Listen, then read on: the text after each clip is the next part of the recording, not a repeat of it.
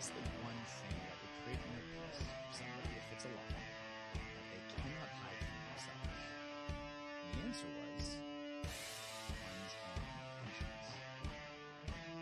We're all born into a prison of our minds, one that we can't see, smell, or touch. But once we break free, we will never again believe the illusions that once ruled us. Welcome to the most exciting adventure of your life. Welcome to a new way of living, and welcome to the Five Mountain Adventures podcast. Today we're discussing Zen Stoic Philosophy. And today we welcome Zen Stoic philosopher, author, podcaster, and coach, Victor Pierantoni. Welcome. Thank you. I'm happy to be here. Oh, this is going to be an exciting podcast. I'm looking forward to this. Very, very excited to jump into these topics. But we do like to start off just a little icebreaker question. What are you most curious about right now? What am I most curious? The first thing that comes to mind, especially being on the Five Mountain podcast, is actually Kokoro, because that is something that I am planning to do next year. I already told Mark Devine.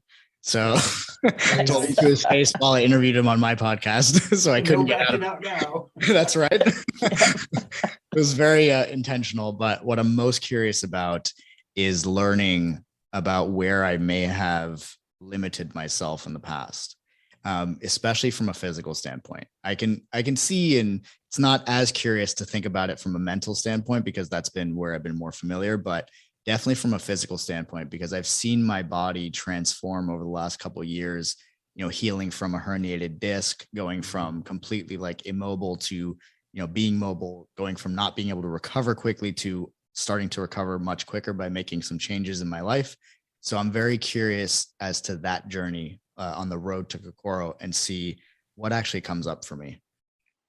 Oh, that's amazing. For those who aren't familiar with Kokoro Camp, it is a 50 hour, pretty much nonstop physical, mental, and emotional challenge. It's crafted by former Navy SEAL Commander Mark Devine, and it's meant to be a taste or a simulation of what Navy SEALs go through during Hell Week. And it's really intense. There's a lot of great videos out there on the old YouTube that might help people become satisfy their curiosity of what that's is. Right. It's a great program. I certainly did some rabbit hole myself regarding Kokoro, watching a bunch of the videos. Awesome. Yeah. So if you would, tell us a little bit about your background and your journey into this Zen Stoicism philosophy. Yeah, absolutely. So this actually began, I started coaching, I would say maybe about 7 years ago. And when I first began the process of doing life coaching, I had gotten a job with a big company, like big coaching platform. And I was very young, but I was very enthusiastic and very obsessed with the idea of being able to help somebody change their life. So I was very, very adamant on learning the best techniques to do so. So while I was working with this company and coming up, I was 24 years old. So I was the youngest coach in the company among 120 coaches internationally. And I had done so many sessions. Like I got to a point where I was doing 95 clients at a time every month, three times a month. So I was like on the phone 8 to 9 hours a day. I was like, it was my dream, but it suddenly started turning into like a bit of a nightmare because I couldn't hear myself think with all of these different thoughts in my mind. Mm-hmm. And so I was like, okay, well, I don't want to turn to the same philosophies that I'm coaching on every day, because like it's just too close to home right now with what is actually bothering me.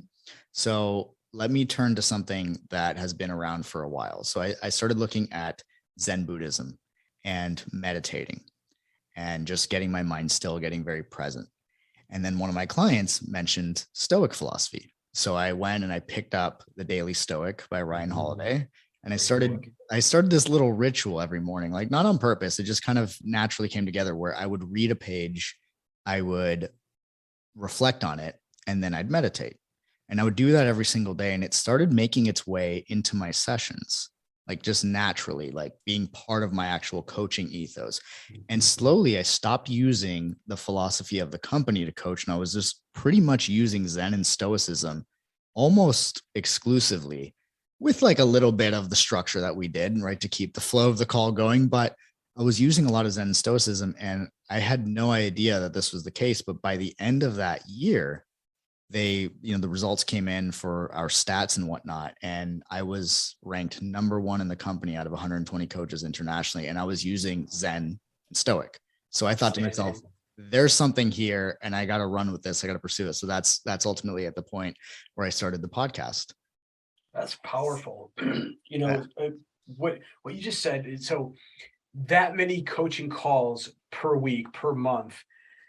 What did you have a system or a tool or a practice to kind of help you decompress after each or in between calls, or did you just go from one to another? I was just going from one to another. The practice to decompress came with the Zen part, right? The meditation and just kind of sitting there in stillness. Sometimes for a couple minutes in between each session, sometimes at the end of the day, sometimes most of the time it was in the beginning of the day before I started, like kind of clear my mind. But I would do my best to squeeze those in. But at the time I was very poor at setting boundaries, let's just say. So like I would let my schedule just like fill up from morning to night and being on there in the spirit of helping people and like with this intention, but I had no concept of boundaries, which, created some very painful lessons, but certainly some incredibly valuable ones. So that is typically how it was during those times. Yeah, that's a great awareness that that you developed.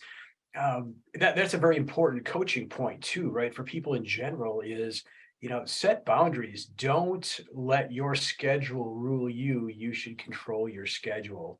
That's right. And on the flip side of that, from a coaching perspective, we ask clients to, share their calendars with us, right? What you put your attention and your time into is what you value. So that's a good way for a coach to understand where you're coming from and maybe help you tweak different aspects of your life and your performance based on just what's on your calendar and where you're putting your attention. Does it really support what you're trying to achieve?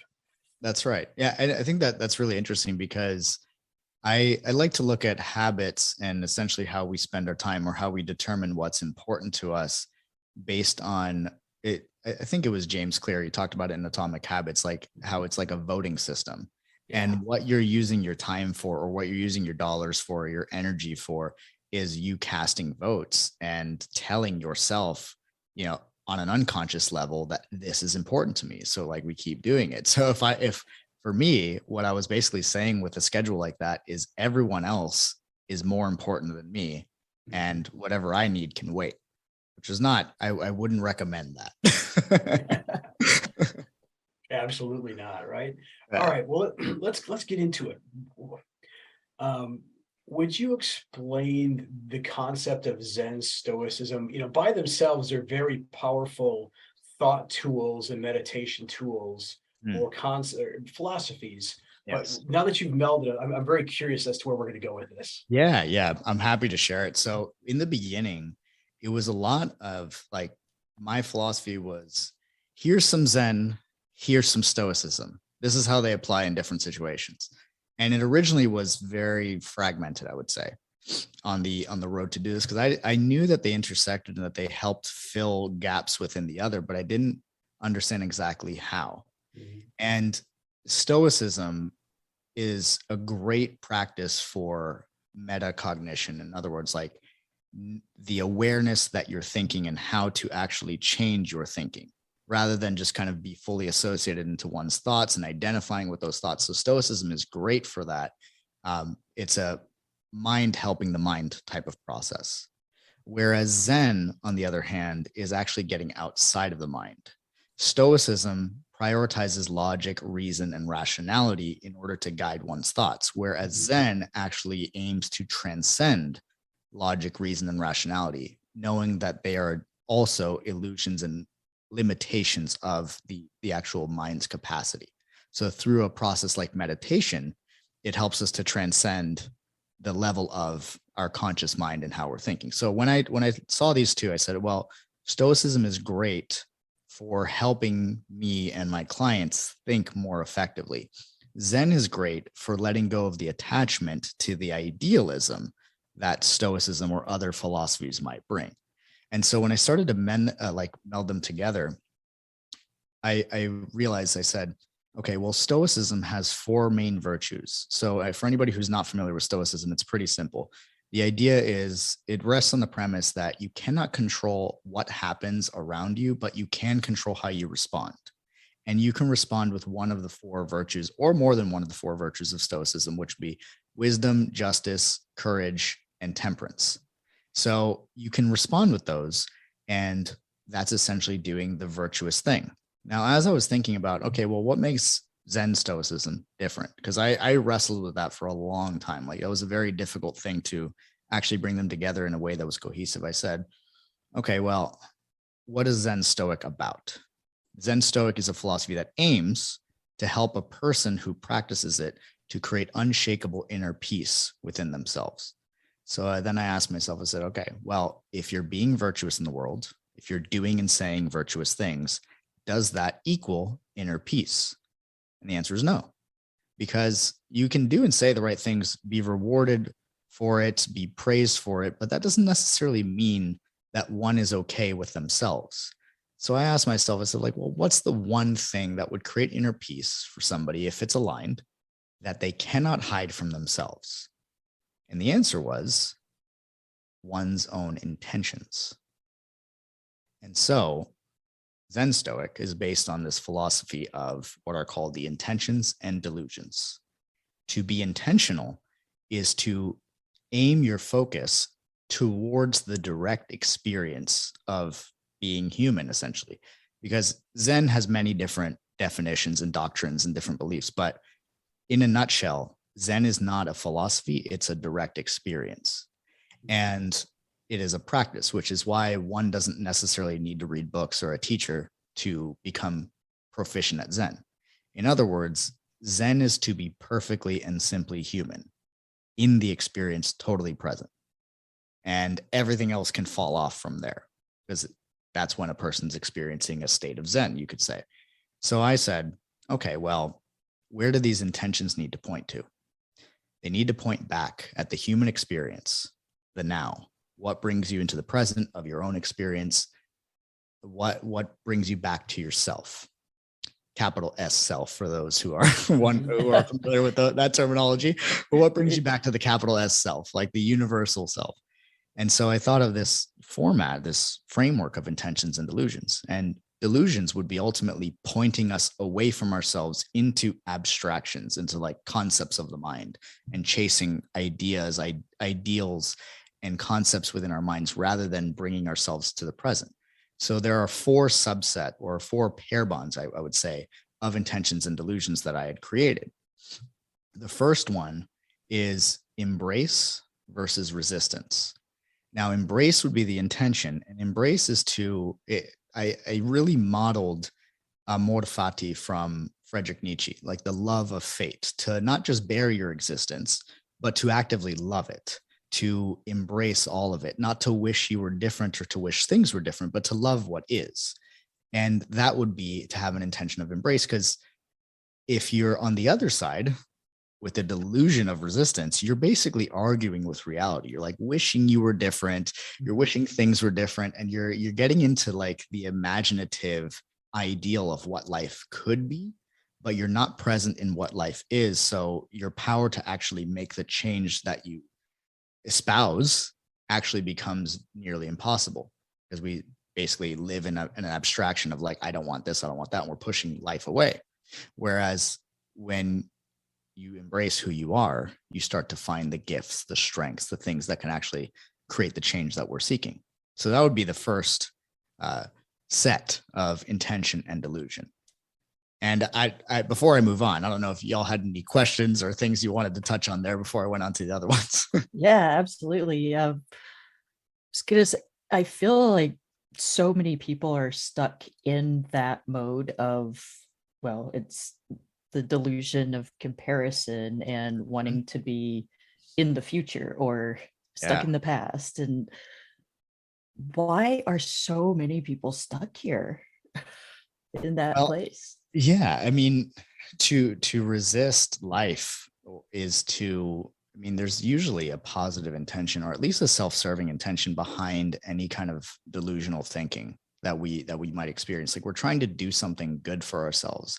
The thing is, we might be picking a vehicle of carrying out our intention that's ineffective, or that achieves what we're looking for at a very low level.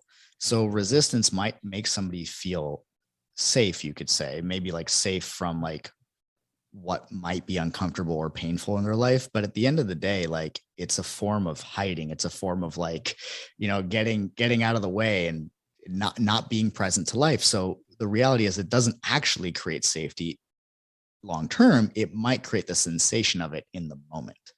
And so when we're short-term focused, that's what will typically grab somebody's attention. And there's another delusion that relates to that we'll get into in a moment here. Great. Great. Awesome. I think what jumped out for me is, and tell me, I'm going to test this Yeah. to see if maybe my understanding is correct. Putting it into maybe adventure terms is, the Stoicism is the map or the mental model for moving through life. But Zen is actually the life, or the terrain. Yeah. Right? This is where we show up every day, what we experience in our lives. Does that sound correct? Yeah, absolutely. That's actually a great description. I've not heard that one before, and I'm definitely going to be borrowing it moving forward. Have at it. Yeah, it's all yours. Beautiful. Yeah, no, that's excellent. And it is essentially that, because the Zen part is about action. It's about experience.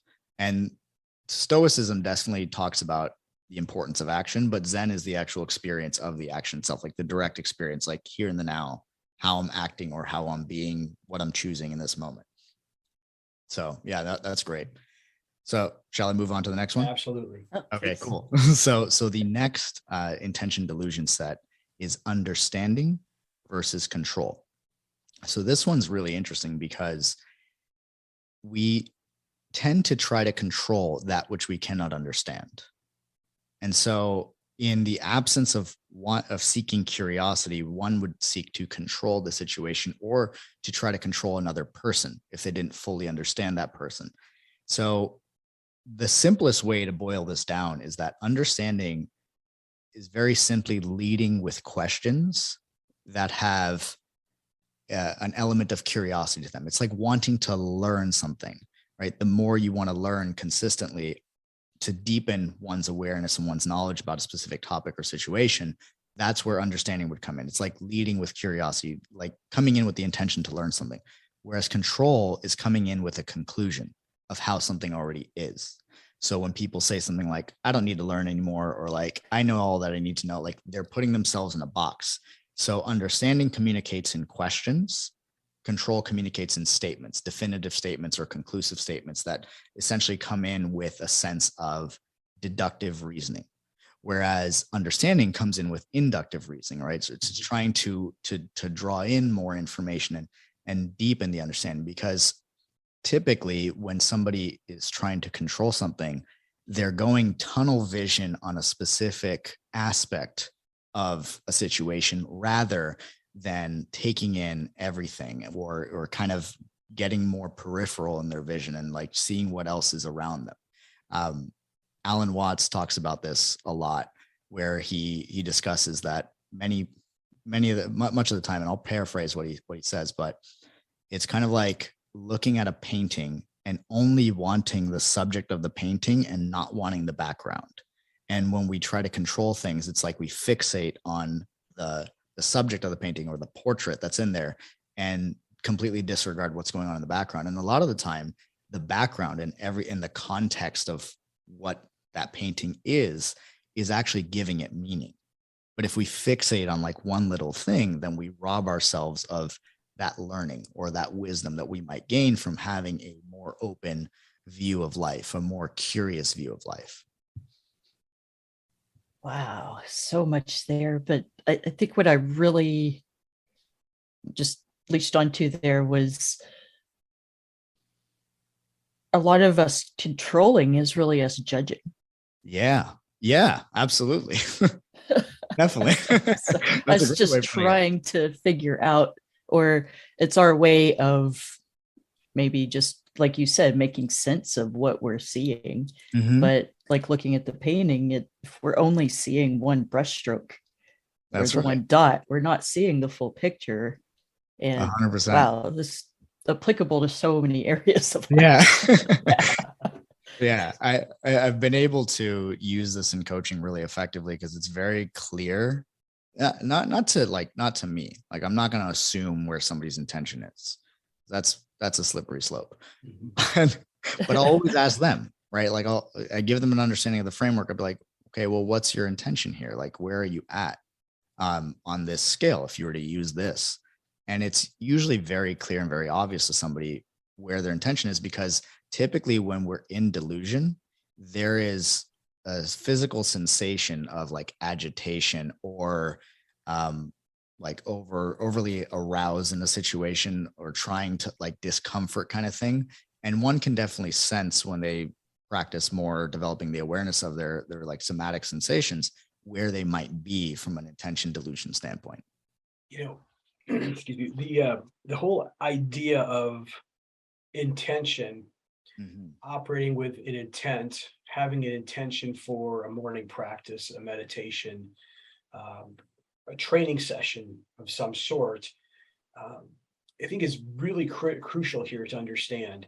And maybe it's just me, but looking back on my life in its totality, I think for a good part of it, I bumped from one thing to another without any real intention. Just whatever the day brought, that's what the intention was. That's where the focus went, without any true understanding or deliberate intention to move in any certain direction. Do you find that to be true with a lot of people you encounter? When I think about energy and vitality, I think about a kid. They have the energy to play, run around, climb things. That energy that feels like you just can't contain yourself. It's the stuff we've always wished they could just bottle up and sell to us, right? Well, this company's found a way to do just that. Amari's Happy Juice Pack. Mood, motivation, energy, things our bodies can naturally produce when both our guts and our brains are happy and communicating. And we can actually improve that process of communication across the axis of the gut and the brain. This is cutting edge science. This is game changing information. This is where science meets soul. This is Amari. And we're helping people feel better naturally. Boost your serotonin and GABA. Balance your neurotransmitters. Nourish your gut. The things that make you want to do. Start feeling better the natural way. Check out the links in the show notes for discounts and more information.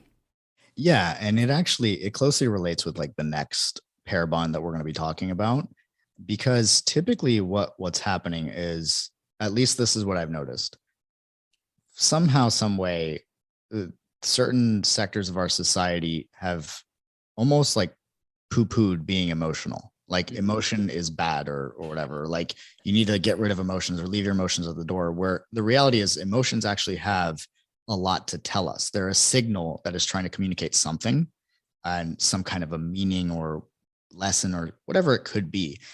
And in the emotions coming up, as human beings, we cannot avoid emotions. And a lot of people, especially like when they study things like Stoicism, might start to lean towards like the idea of controlling emotions.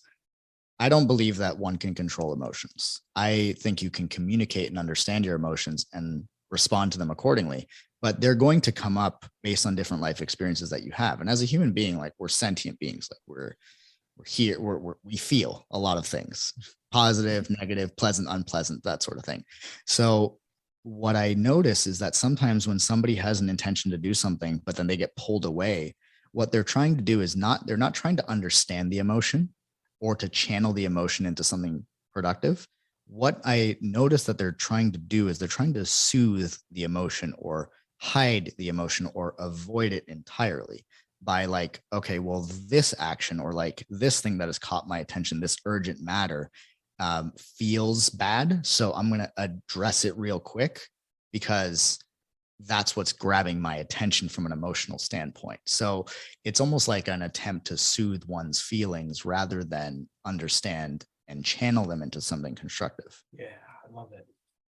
Yeah. Which brings us into the next pair bond, and it is discipline versus expediency.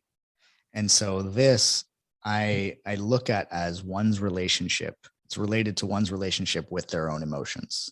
So discipline would be the prioritization of meaning over gratification, like what is meaningful to us, what allows our values to be fulfilled in a long-term way.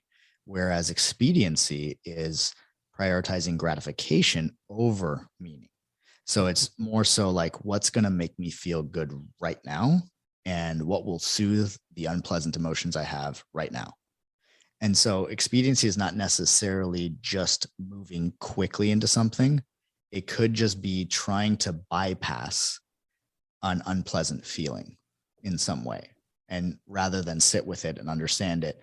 Whereas discipline would be looking at whatever the feeling is and getting curious about it, maybe even leveraging the intention of understanding to like understand, okay, like where is this coming from and what action is it aiming at in my life that I am not doing or not doing enough of? Or how can I channel this emotion into something constructive that both benefits myself and others? Whereas expediency is just trying to soothe that feeling. And the bridge of expediency can be built with anything, like literally anything. I'll give you an example of some really interesting ones, but expediency typically will be built with things like food, alcohol, cigarettes, TV, like anything that helps a person jump from like, I don't feel so good to like, I feel okay, right? Anything that builds that bridge, we could look at as expediency. But expediency can also be built with other emotions. So one example of this is like a person might feel scared or anxious about a situation. And so instead of feeling that, like they don't want to feel that or understand why they feel scared or anxious, so they'll use anger to jump over. Like anger makes me feel in control. Anger makes me feel certain. So I'm going to use anger to jump from this scared feeling to feeling stable or okay. So it can, that bridge that we build between the feeling that we don't want to feel or that's unpleasant to the one that we do can be made of anything. And the more and more we build that bridge, the more automatic it becomes. Like we get almost put into like this hypnotic rhythm of expediency towards soothing ourselves and how we feel. And the opposite is true though as well, right? If we spend a little bit of time trying to understand, then we go the opposite direction, right? And I guess what came up for me there, Victor, is that, just thinking of, again, touching on my past experiences, Victor, I don't have the time. You don't understand how many different things in life are pulling for my attention, and I just don't have the time to use awareness and to set intention. What would your response to that be? What I would respond to that is I'd first kind of feed the question back to somebody who said that. I'd say, you don't have time? And let them kind of sit with that. Because at least what I realized in my own life, anytime I've ever said that I don't have time for anything that was important, whether that was my fitness, my work, my business ideas and ventures, or my health, I always just realized that it wasn't a matter of time. It was a matter of prioritization.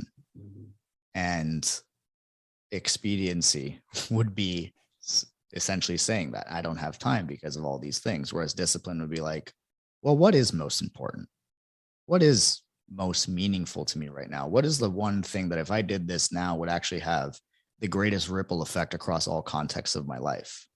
And that's where I'd look at, that's essentially where I'd guide somebody in that particular type of situation. Is if somebody's saying that they don't have the time or the bandwidth or whatever, usually it reminds me of that saying where somebody, I think this was like a Zen master or something, where they said, if you don't have 10 minutes to meditate every day, then you need an hour. Absolutely. So I always find that quite interesting. That's a matter of prioritization, and typically somebody might be stuck in a cycle of gratification rather than a cycle of what is actually meaningful to them. Cycle of growth. Cool. I Shall we find move this. on next? Oh, yeah, go ahead. Oh yeah, cool. So what were you gonna say, Casey? I was just I like this idea or the philosophy, just thinking about discipline in a different way too. Is it's not me not being good enough or not having the willpower. It's literally about listening to myself and where my values are pointing me, and my intentions are pointing me. That's And right. it just brings on this whole different context of what discipline really means. Yeah. Yeah, my definition of it has certainly changed over the years, especially when I read Unbeatable Mind by Mark. Oh, What he said in there is like one little distinction where he said discipline's about being a disciple of something bigger than you. Yeah. And I was just like, oh, well, that makes so much sense. It's not about like being hard and being really rigid, and like that's a very poor definition of discipline. So I mean that really changed my perspective quite a bit as well. But when I started looking at it as more of like in its rawest form, it's just what's meaningful to us, what's like genuinely meaningful to us, not pleasure seeking, not gratification seeking, which what's meaningful can be both of those things. But typically what's just gratifying is typically not meaningful to us. It's usually just like a short-term like excitement kind of thing. Dopamine hit, if you will. yeah. Awesome. So the last set, and this is the one that through my life plagued me most, right? We were talking about boundaries earlier. This is where this is where the boundary issues come up. So the last one is sincerity versus performance. And sincerity is essentially the prioritization of your own self-respect before the attempt to appease others. Whereas performance is the other way around. It's like you want to appease other people before yourself. Like it's, I don't matter, they matter. That's what performance would be. Now, this one's really interesting because sincerity it really embodies that spirit of Zen, of being perfectly and simply human, perfectly and simply like who you are. Now, there's a lot of talk in the personal development world and different kinds of self-help where people will say something like, well, you just got to trust yourself, or you just need to love yourself or respect yourself. But the thing is, like, if you're not being sincere, it's it's basically impossible to do any of the above. So every time we perform, what we're saying is like, what I think and what I feel doesn't matter. What they think and feel about me does. And there's this great quote by Cooley that says, like, I'm not what I think I am. I'm not what you think I am. I'm what I think you think I am. So performance is basically living in the perception of a perception and acting accordingly. It's like being this thing and trying to uphold this identity that you think other people want. Whereas sincerity is way simpler. It's just being you, expressing yourself how you want to express and acting in the way that you want to act, not because of anything besides your own natural inclinations towards it. Sincerity and being an authentic or Yes. authentic to yourself, pretty synonymous. Yeah, I would say so. Yeah, those words are definitely synonymous. I picked up the word sincerity from Alan Watts because he was talking about how people try to always be serious with their efforts. He's like, giving a serious effort kind of thing. He's like, serious implies rigidity. Sincere can be giving just as much energy and engagement, but it's like coming from this place of like, you genuinely want to do your best. Whereas serious could actually take the form of a performance. Like you're trying to be serious so that other people think that you're working really hard, but that's not what it's about. It's like, do you think you're doing your best? And then if they want to think that, that's great. But ultimately, the person that needs to accept it is yourself. Yeah. Wow. Go ahead, Casey. I feel like this is another one where I know myself, I've struggled with this one a lot. But I know a lot of clients I've talked to also do. Where would you start someone just trying to trust themselves more or get in touch with themselves better? So the way that I did it, because I was like almost, I would say I was blindly addicted to expediency and performance. Like those are my two that like plagued me most, so to speak. What I would do for the sincerity part is I would just start saying exactly what was on my mind in like small situations. So if something like upset me, I would voice it. Like I'd feel really scared to voice it because I didn't want to like disturb the peace or make somebody upset, but I would say it. And I started off by saying things with softeners. So almost like prefacing what I'm going to say with like, hey, you know, like this isn't really a big deal, but this is what I think kind of thing. So I'd use that for my own sake to like, to be able to get into it. But, you know, trust in self increases a little each time you say or do something that is sincere, like sincere actions and words build that trust. So even just kind of like speaking your mind in like small instances, like inconsequential instances that don't really matter, that the stakes are pretty low, is where I would say somebody would want to build that. So like if you're at Starbucks and like they give you the wrong coffee, it's not just like, well, I'm going to just have this because I don't want to upset the barista.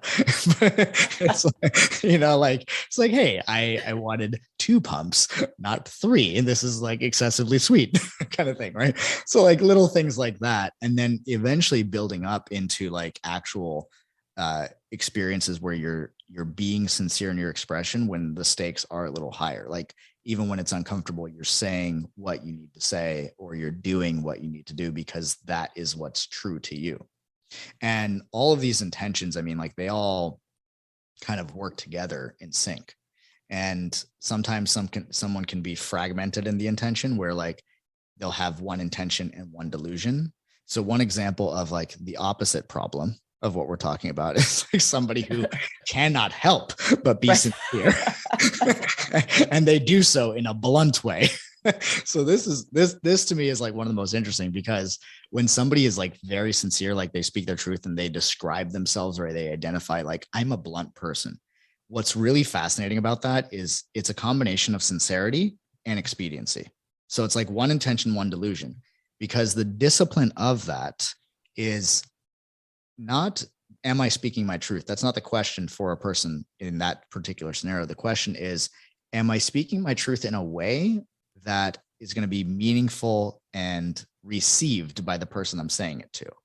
Because somebody who's just being blunt is just trying to get it out. Like it's uncomfortable to keep it in. So I just need to get it out and say it. And it's going to come with all of my emotions that I'm going to try to throw onto that person. So. Yeah. So I would think that comes with practice, with experience, and with what's the word I'm looking for? I guess maturity, right? You know, and not just age maturity, but emotional awareness maturity, where the more you practice these things, the more you stay in a situation of being authentic and true to yourself and using your voice, and you gain the experience, you're able to do so and present it in a more impactful way. But it's not something that happens immediately, right? It takes practice. Oh yeah, it takes practice. And I love this phrase that Alan Watts talks about, where he says, a fool who persists in their folly eventually becomes wise. Like I find there to be multiple ways to get to whatever an awakening type experience would be for any individual. And sometimes it actually is through delusion. Like sometimes people need to experience the pain of delusion in order to like get the lesson. Like it's the only thing that will grab their attention when they're so far in it. So it's like there is probably more suffering that comes with living a life of delusion, but it's not necessarily wrong.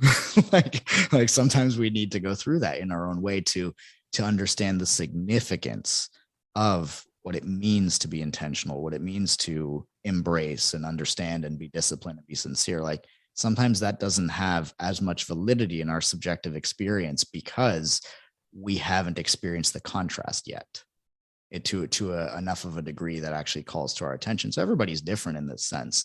But that's one of the things that at least I've noticed for myself. Like there have been a lot of instances where particularly those two, expediency and performance, really like bit me in the butt enough times that I was like, okay, all right, I'm done with that. Experience is a great teacher for sure. Yes. Right? Yeah. Most certainly. Failure is a great teacher. On that note, I often say this to clients and even in posts, right? Reframe your definition of failure or your relationship with failure. It's only failure if you don't learn from it. You don't move forward, Correct. right? So, No, that's 100% true. And I like that you framed it that way, because ultimately failure and challenge is part of the path towards what's most important to us, towards our ideals. There's been a concept that I've talked about a lot that has really been helping me personally, as well as the clients that I've been coaching, which is this idea of the obstacle is the way, which is the title of one of Ryan Holiday's books, but it's something that comes from Marcus Aurelius, where he'd say the impediment to action advances action. What stands in the way becomes the way. And I always looked at that as like a philosophically uplifting thing to say. I was like, that sounds like a go get 'em kind of thing. Like, and I never really like gave it the respect that it deserved until I realized this, which was there is this idea. So I'm a trainer of NLP. So I teach this, to my students and whatnot. But there's this idea that one of the themes of NLP is perception is projection. So essentially what that means for somebody who's not familiar with that is that the human brain can take in 126 bits of information per second. However, in the modern age, we get hit with about 11 million bits of information per second. And consciously, we can only focus on 7 plus or minus 2 bits of information per second. So between 5 and 9 bits. So of those 11 million, the visual that you can think about is like this. Like if I handed you 126 toothpicks, like that's manageable. Like you'd be like, okay, cool. Like that's a lot of toothpicks, but I can see it and I can actually picture that. But if somebody was handing you 11 million toothpicks per second, you wouldn't even be able to fathom what that would look like or feel like. So we have a very sophisticated filtering system in our minds that allows us to determine like what we're actually taking in terms of information. So what determines which 126 bits we actually focus on has to do with our most unconscious filters, our like ways of being, or like our how we respond to things, which are called meta programs. They're our most unconscious filters. Our values, like our deeper unconscious values, our core beliefs, like about ourselves, about who we are, our experiences, our memories, our relationships in life, our attitudes on specific things. All of these together are filters of the unconscious mind that filter what we actually pay attention to and notice. So perception as projection is essentially saying that you don't actually have an objective experience of reality. You only have your subjective experience based on what's inside. Like we only notice that which is within ourselves. And we can't change the outside, but we can change our filters. We can change like how we actually look at things. So with that being said, in conjunction with the obstacle of the way is a really fascinating concept, because when we set goals, we are typically like, our goals are designed, from whether we're aware of this or not, to set us a little bit more free in ourselves in some context of life, right? Whether that's financially, in relationship, with money, spiritually, physically, we're always setting goals to like have a little bit more freedom to some degree. And so when we set these goals, whatever's inside is going to come out in terms of our projections. So what that is to say is that upon setting a goal, the world literally reorients itself to you, because your frame of what you say is important to you in this moment is now being filtered through this goal. So what's going to happen is we're going to project unconsciously obstacles into our life. We'll project good things as well, like things that like are like reassuring that like, hey, you're on the right path. And then we'll also project obstacles, like things that actually challenge us. And where a lot of people will mess up, and I've messed this up countless times in my life, is thinking that the obstacles are deterrents or that they're signs that like, this isn't meant for you kind of thing. Turn back Where now. yeah, Right. where the reality is those obstacles are actually there to show you where you're not yet liberated within yourself. And so you have a choice at each juncture of those obstacles. It's, do I allow the obstacle to overcome and define me and to put me back into where I didn't feel free? Or do I overcome the obstacle and express to myself and my path that like, I am free of this and I have overcome this. So the obstacle is the way is not just a philosophically uplifting thing to say. It's like, this is what you do in order to set yourself free, is like you call in these obstacles on some level so that you can be free, so that you have the opportunity to overcome that which holds you down. I love it. And since we're on the topic of challenge and obstacles, can we connect to your why for taking on Kokoro? I'd love to hear. Oh, I yeah. think this is important, right? We're going to bring it back around to the beginning here. Yeah. So why undertake this grueling, mentally and emotionally and physically challenging 50-hour nonstop event? Yeah. So the original idea came up because a mentor of mine he's right now he's on his path to healing from cancer. And part of the compelling future that he set for himself is that like right now he's in a stage where he's totally focused on healing, can't even work out, but he is like, I'm doing Kokoro next year, right? He set that intention for himself. And when he said that, I was like, I never thought about doing Kokoro. Like I had seen it and heard about it before. I'm like, no, that's insane. I'm not going to do that. But then I see, this person that I really care about. I'm like, you know what? I'm going to do it with you. Like, I'm going to be there with you. And I also have my own reasons for doing it. And so that's what really sparked it. But then I started to really understand what my own reasons were for it. So I had gone through a breakthrough session, like an NLP breakthrough session during one of the trainings that I was assisting. Like I got to sit in as a client. And when we did values work, like my unconscious values, the value that came up, or the word that actually came up that I'd never used before, was Kokoro, right? This idea of like heart and mind aligned in actions. Like this is what my life is about. It's about like doing that, because that encapsulates sincerity. It encapsulates like creating an impact, taking action. Like it encapsulates so many different really important abstract concepts of how I guide my life. And I was like, okay, well, if that's what I value, then I must live it. So I'm going to go do this thing. And there's a final reason, which is being that this idea of the obstacle is the way, and that like obstacles are going to come up in our life inevitably. The way I think about it is like, if I don't proactively deal with my own stuff and choose my obstacles as consciously as I can, then life will choose them for me. Yeah. And I don't typically like the way that life does that. So I would rather get ahead of the curve and be proactive about these things rather than wait for them to appear. Wow. Yeah. 100% of that, right? Is take yourself to the challenge before life brings the challenge to you. Right? That's Set right. yourself up. Because, once you go through these types of crucibles in your life, these types of challenges, a lot of times you come out of the other end going, what else you got for me? Because exactly, I just crushed this. This is, I'm ready for the next big thing. Let's do this. Right. That's beautiful. Yeah. Yeah. It's very aligned with my vision to not only create unshakable inner peace within myself, but to help create it in others. And I know that if I'm going to be the source of that I need to go and do the things that I talk about. Like I need to act on them, not just discuss them with people.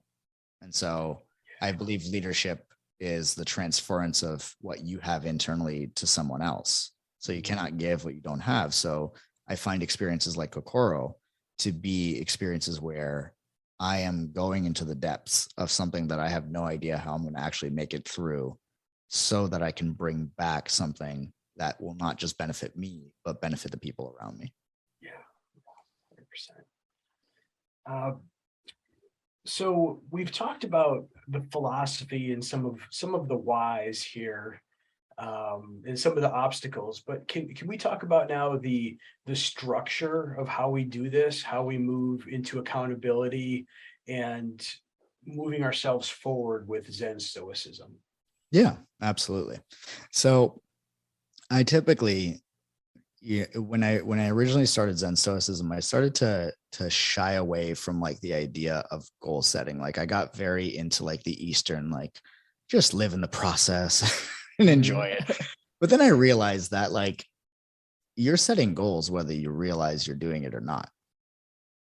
We're either setting goals consciously or unconsciously. And when it's unconscious, it's typically a product of expediency. Like it's typically a product of gratification that we're setting, like what's going to make me feel good now. So we still set goals even if we don't know that we're doing it.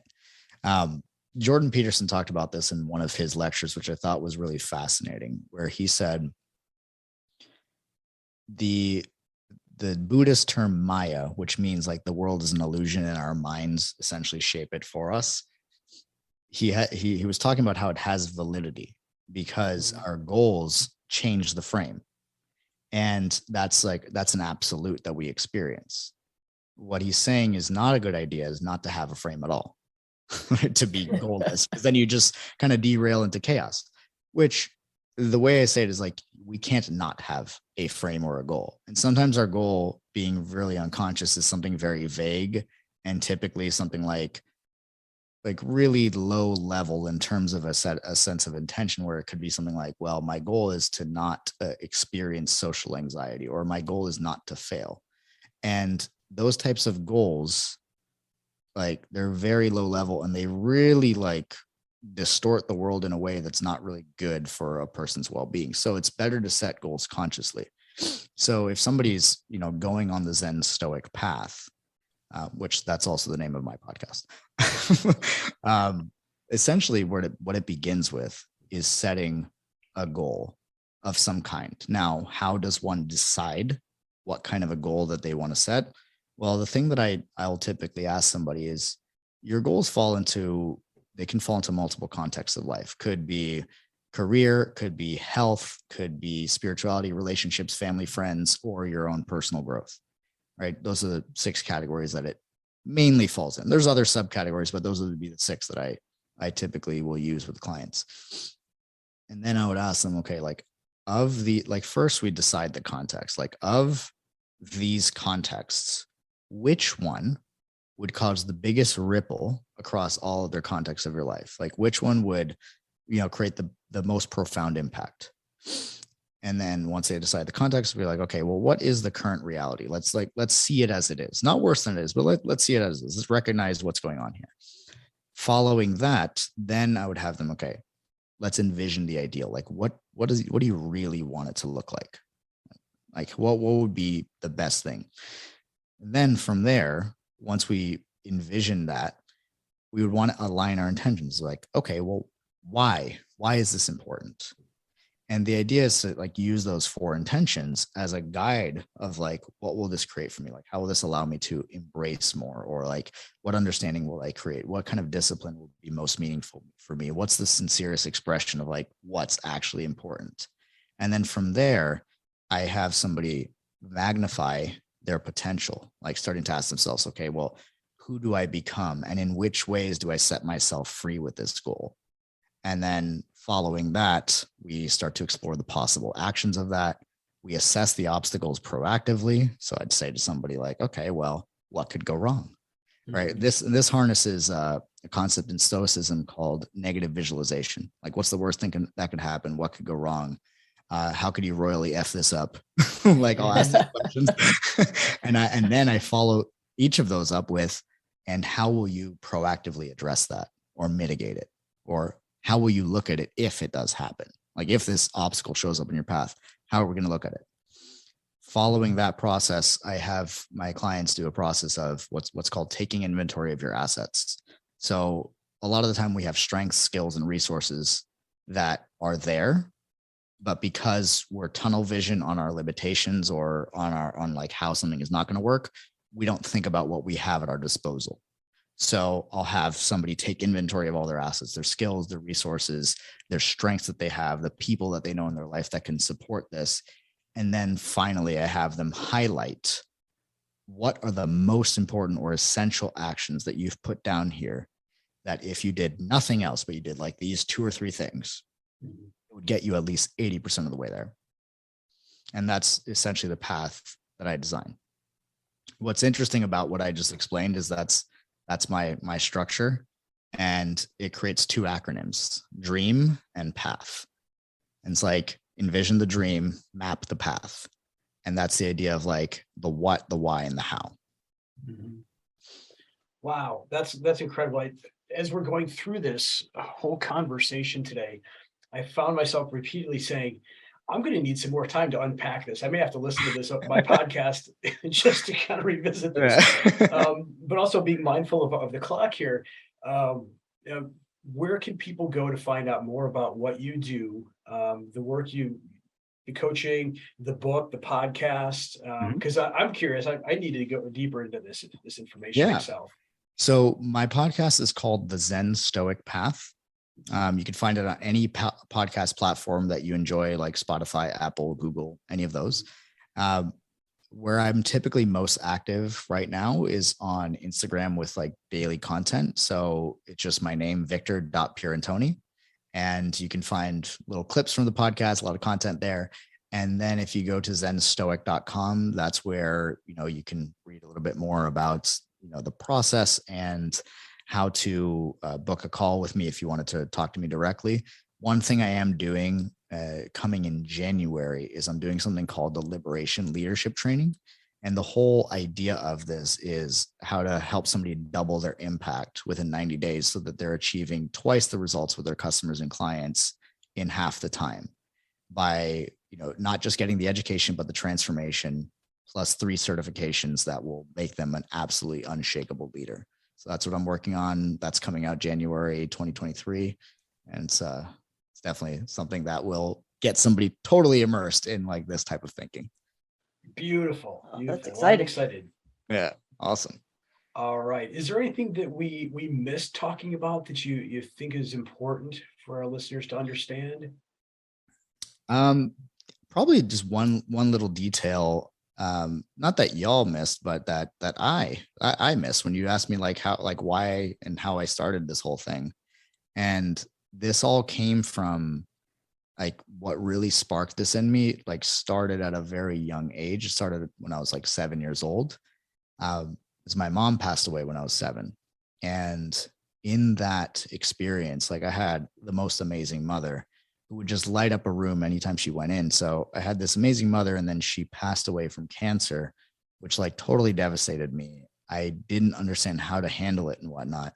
And I just thought to myself, I was like, how could I be so unprepared mentally and emotionally for such a thing? Like, how could anybody, live that way and be totally unprepared for these things? And so there was a story that really like struck a chord with me, which was the story of the Japanese Zen master, samurai master who was taking one of his students on their day off from training through the garden and telling him like, it's really important to live a life of tranquility and, smell the flowers and be peaceful. And the student's like sitting there confused, like, you just taught me how to like, destroy somebody in battle yesterday. And now you're telling me to like smell flowers and be peaceful. Like, how do you reconcile the 2 of these things? And he said to him, it's better to be a warrior in a garden than a gardener in a war.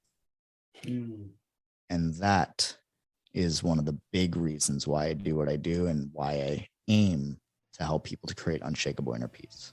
Yeah. One day, one lifetime. That's right. Victor, thank you so much for joining us today. This is one of those topics and one of those guests that we have that we could just go on for another hour easily. Oh, yeah. Yeah. All right. Well, I'm looking forward to the replay of this because, like I said, I'm going to. Same here.